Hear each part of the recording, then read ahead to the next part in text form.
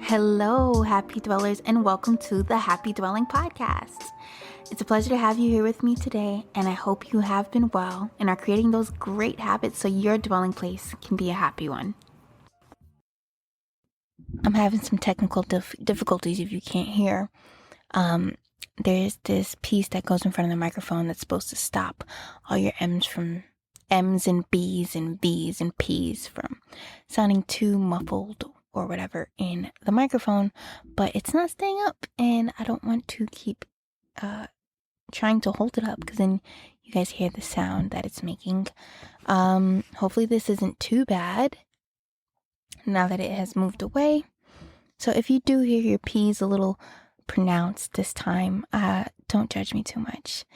For this week, I just want to say I am grateful for family.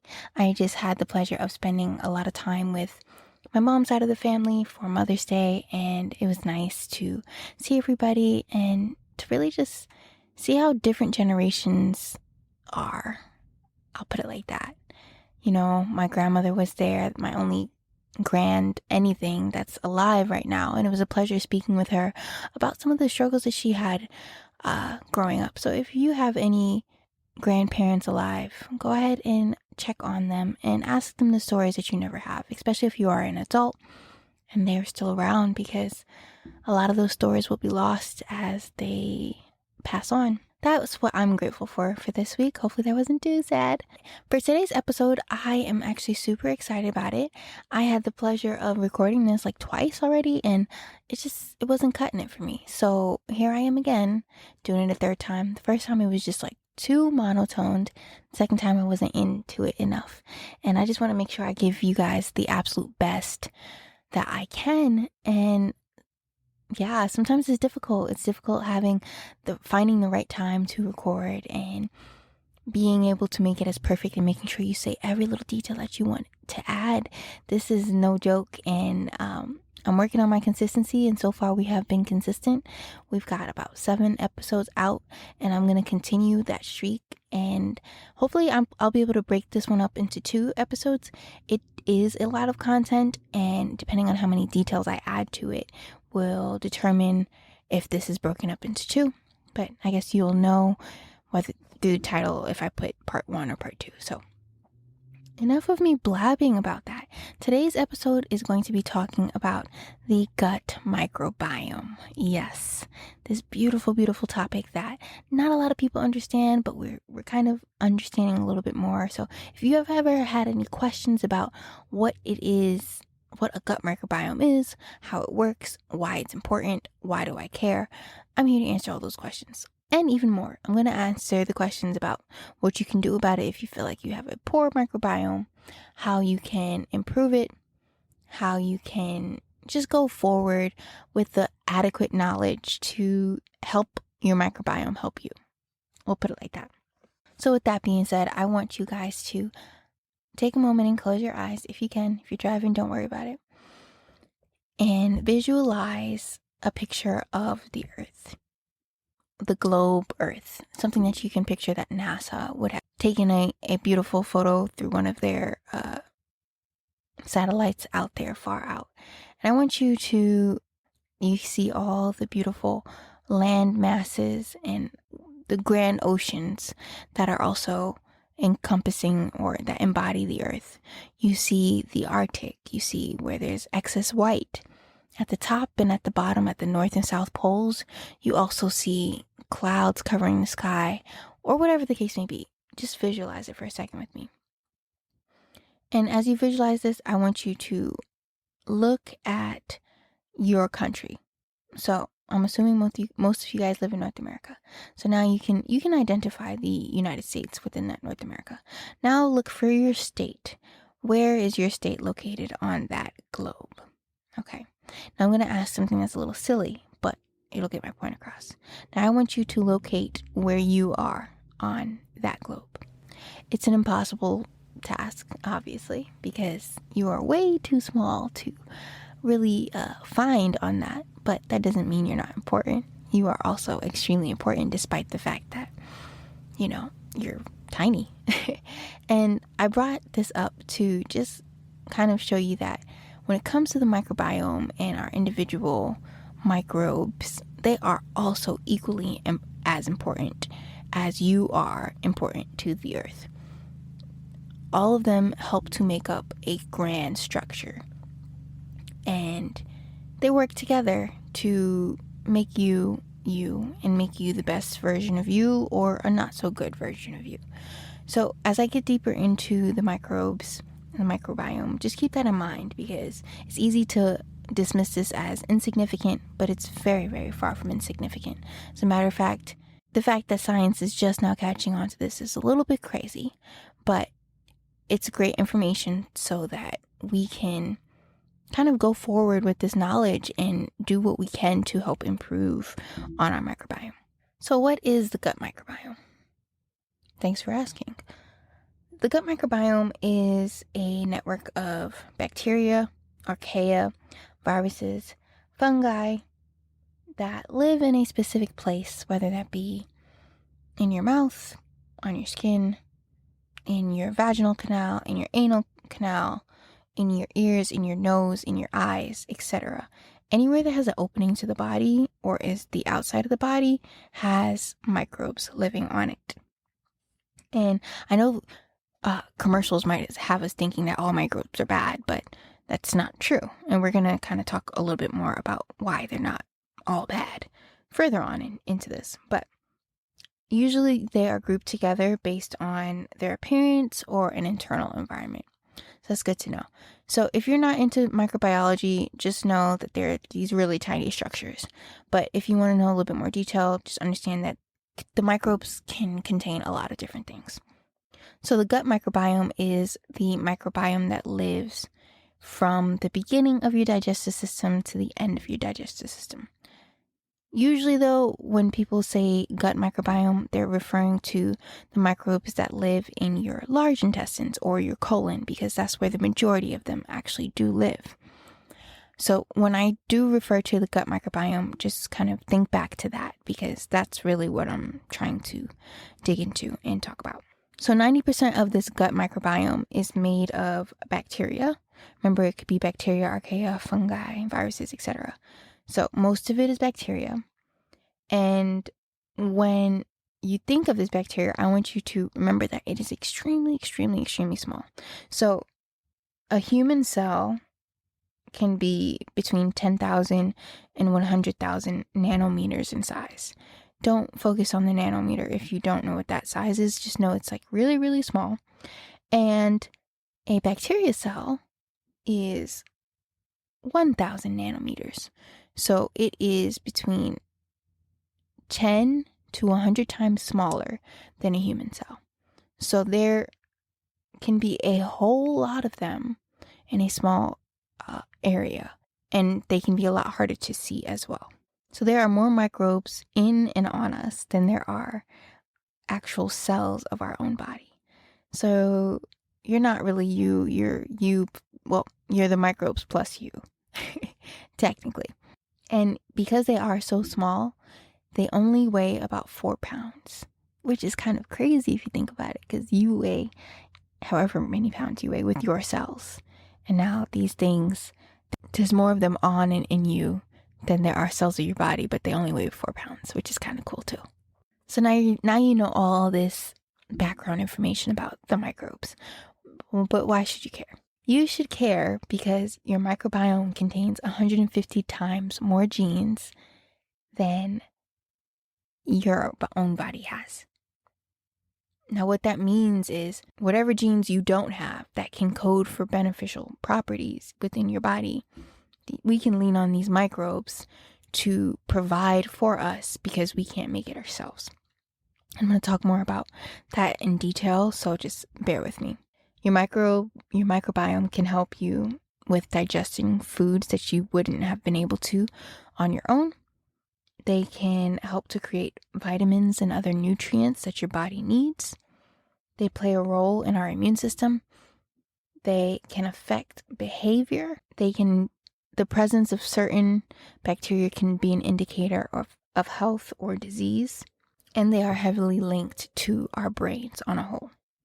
So like I mentioned before, your genes versus your microbiome's genes, they have 150 times more genes than you do. These bacteria, because most of them are bacteria, remember, most of these can help your body to do the things it can't do on its own. So some examples of this would be certain pathways that your genes don't code for. A lot of things in the body run on a biochemical basis. So basically that just means you have a whole bunch of chemical reactions taking place in your body all day long. And a lot of these require pathways to get to the desired product. Because they have more genes than we do, that also means that they can break down food that we can't break down. They can create byproducts that are helpful for us. So let's say they eat something that, we eat, we don't digest it, and then they eat it. They can then in turn create something on the other end that is beneficial to us. There's really a symbiotic relationship here. And by that, I mean, I scratch your back, you scratch mine. The reason why most of these bacteria or these microbes live in and on us is because they benefit from us. So if they benefit from living in and on us, we also have benefit from them. We didn't have to sign a contract to make this happen. It kind of just happens in nature on its own. But they help us, we help them. Nothing in our body works in isolation, and that includes when you add these microbes to the mix as well. So I mentioned that they can create vitamins and other nutrients. It's general knowledge that humans require certain vitamins and minerals to survive and thrive.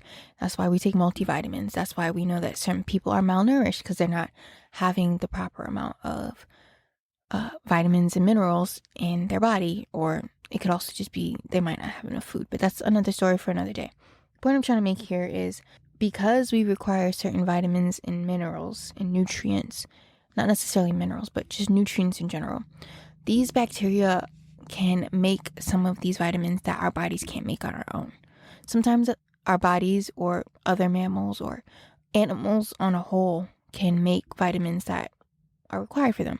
So an example of this would be proteins.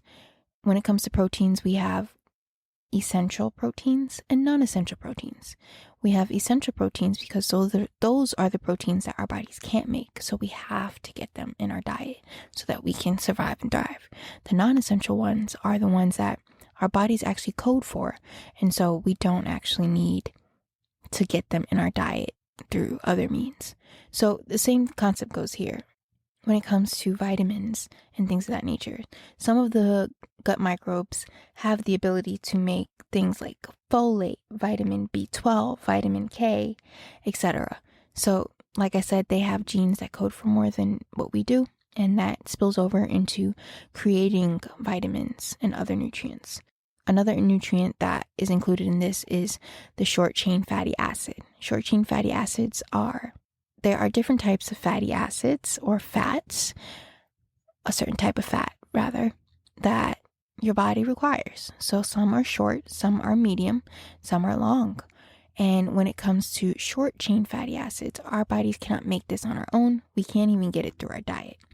But what happens is, if we have certain microbes in our body, if we feed certain microbes in our body, let's say what they really like, which is usually the term prebiotics, which is usually translates to a certain type of fiber. Let's say we feed that to this population of microbes in our body. They will in turn create these short chain fatty acids.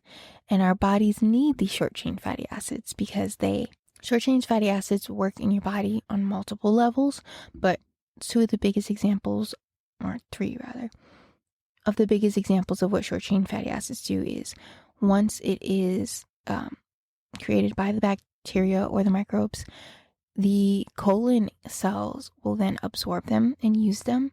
They'll use them to do things like maintain the intestinal barrier, because there's a difference between your cells and other cells, and there's a little barrier between them, which is very important, because if you don't have that, then you'll have something that we call leaky gut. They help in making mucus production in the digestive system, which is necessary because the mucus lines our cells and helps to protect them. They can protect against inflammation, which reduces the risk of colorectal cancer. And what happens is, after these colon cells will absorb these short chain fatty acids, they will also go to liver cells, and the liver cells will also use them for whatever purpose they desire. Short chain fatty acids has also been seen to be necessary for something called the blood-brain barrier, which is the barrier between your brain and kind of the rest of your body. It is a very selective barrier because what goes to your brain can affect your brain, and wants to make sure that you only get the really good stuff. So it's necessary for the blood-brain barrier. It's used in that, and it supports other brain tissues. They also have had studies showing that lower amounts of the short chain fatty acids can increase your risk of things like dementia, Alzheimer's, etc. So some brain related diseases. So that is a very important metabolite. That's the term we'll use. It's also another term we can use is postbiotic. But that's another story for another day. I don't want to confuse you guys. So the short chain fatty acids is a great example of I scratch your back, you scratch mine. They're creating these things that our body needs and thrives off of, and we feed them. They can also help to create something called enzymes. So enzymes help to lower the activation energy. So a very not so great example of this would be if it took 100 horsepower to get your car to a certain speed. Your girl don't really know cars like that, so don't judge me too heavily on this analogy. If it took 100 horsepower to get to 100 miles an hour, an enzyme would lower that energy, the energy necessary to get to 100 miles per hour. So instead of it being 100 horsepower, it would be like 5 or 10. So enzymes are very necessary in the body because, like I said before, everything is chemistry within your body, and there are always things running all the time. So if it can lower that energy requirement needed to make something happen, it does, and that's amazing. So these microbes have the ability to make enzymes that are helpful for us. So I had to include this because your girl is very, very passionate about breastfeeding. There have been a lot of associations between gut health in children and breastfeeding. The type of birth you have does determine the type of microbes that colonize your baby's gut. Usually if you have a C-section, the hospital germs will colonize your baby's gut before anything else. And if you have a vaginal birth, they go through your vaginal canal, and whatever population of microbes you have in there will populate your baby's gut because that's their first entrance into the world after they've left the amniotic sac. With that being said, the next step, so if you did have a cesarean section, the population of gut microbes are a little bit different. That doesn't mean it's horrible necessarily, compared to if you did have a vaginal birth. So there's that. But they also found that if your baby is exposed to breast milk, that it will help to populate the good types of bacteria in your gut. And we're going to talk more about what's good, what's bad, etc. So bear with me. So breast milk has something called an human milk oligosaccharide. So basically that's a type of sugar. That's a type of sugar that your body or your baby's body actually cannot break down. But breast milk has a lot of it in it. And the reason for this is because this human milk oligosaccharide actually feeds the gut microbes in the baby's gut, which helps to populate and proliferate and make a very healthy gut microbe situation starting off in infancy. So if you do have the ability to breastfeed, this is awesome because you're starting your baby off with an awesome gut microbiome. So just wanted to put that out there. So remember, I mentioned before that your gut microbiome can affect your behavior. Several studies have actually shown a link between depression and a poor microbiome. This is kind of known even now. There are probiotics on the market that have not false claims, but they do claim to help with depression because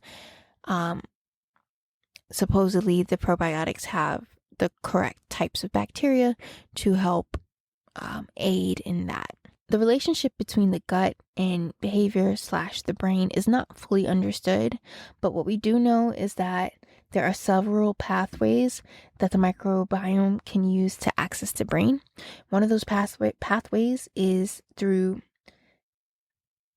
the vagus nerve, which is one of the largest nerves in your body, and it can influence the central nervous system, which is your brain and your spinal cord.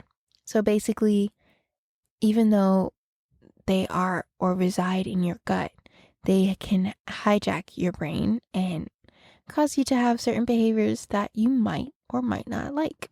So as we're digging deeper in, I hope you're seeing the value of these microbes. So I want to tell you a quick story about a certain type of microbe. But before I tell you about the microbe directly, I'm going to just kind of give you a background story. So there was a researcher that did an experiment with rats. And what she did is she put different types of urine in a cage and observed the behavior of the rats. Now, from an evolutionary standpoint, it would make sense that rats would detest the urine of any type of cat because, those are their predators. They are the prey to cats. So she put giraffe urine, she put cat urine, she put a couple of other animals, and she just wanted to observe their behavior. So what she noticed was there was a split. There was a split between the rats that were afraid / went in the opposite direction of the cat urine, and then there was a group of rats that almost liked it and went in that direction. And what she found out was that the group of rats that liked / wanted to get closer and were attracted to the cat urine had a certain microbe called Toxoplasma gondii. And basically, this is an archaea. It's not a bacteria.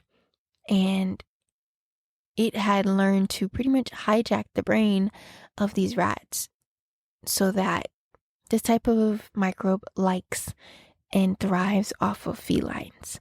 So what it does is it does whatever it possibly can to get into the GI tract of a cat. Okay, it thrives off of cats. It is found in humans too sometimes, but that's besides the point. This archaea, this microbe, had figured out a way to hijack the brain of the rat so that it pretty much went towards its predator so that it can end up in the GI system of the cat. Did you get that?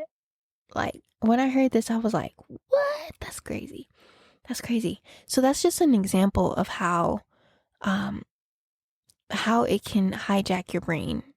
I didn't give the specifics on how it does it, but it just does, okay? And since that researcher has done that research, there has been multiple other people showing and validating her research on this.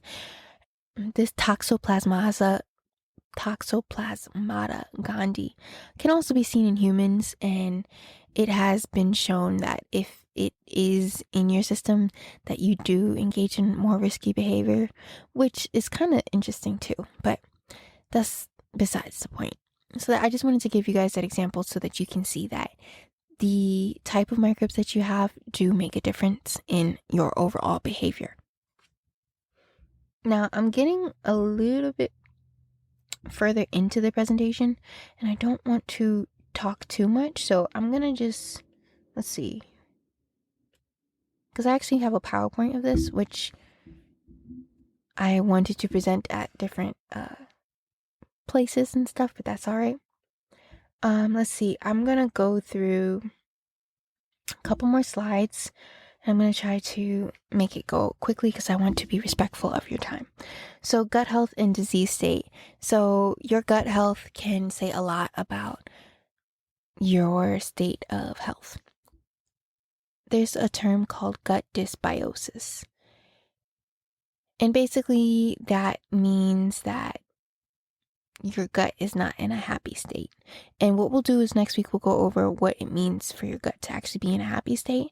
But this gut dysbiosis has been found to be seen in people that have type 2 diabetes, type 1 diabetes, irritable bowel disease and irritable bowel syndrome, heart disease, even coronavirus. colorectal cancer, autism, and obesity. So your gut and the immune system. So about 70% of your immune system is located in your gut. It's in a certain type of tissue called MALT, or aka mucosa associated lymphoid tissue, if you want the specifics. And basically what happens is you have a whole lot of white blood cells chilling out in these areas to make sure that as you are digesting your food and things are coming through from the outside world, that they are defending and making sure that you're not eating anything that's bad, eating any bad bacteria, or too much of any bad bacteria. So technically, your gut from your mouth to your anus is considered outside of your body, because there's a whole tube. It's a tubule system where everything is encased, and nothing is supposed to be open so that it can enter into, like, let's say, your blood circulation. So everything is lined with cells, and the type of microbes you have, the population of them, etc., they can also help to regulate your immune system. They can make it go haywire, which can lead to an autoimmune disease, or it can make it go a little bit dormant, so it's not as active as it should be. So that's something to also keep in mind. These microbes are very, very, very powerful, so we shouldn't underestimate them. So yeah, I'm gonna leave it there for today. And for next week, we're going to do a part 2 for this. I'm going to tell you what a healthy microbiome looks like, and I'm going to tell you what you can do to make sure that you have the most optimal healthy microbiome. What the things that you can eat and stuff that will give you the best microbiome outcome. Yeah. So I hope you have liked this. If it has been informational for you, definitely give me a 5-star rating. You can totally leave a review as well, and share this out with somebody who you love and who has asked you or doesn't fully understand what the gut microbiome is and is trying to understand. I'm trying to educate out here and make a difference. So definitely let me know if this has helped you, and stay tuned for next week, where we're gonna go over some more information about the gut microbiome. And thank you for being here. See you in the next one. That is all I have for you all today. Thank you so much for spending your time listening to me. I hope you join me in the next one to learn more about health topics that can help you improve your life so you can be happy in your dwelling place. Love y'all. Bye.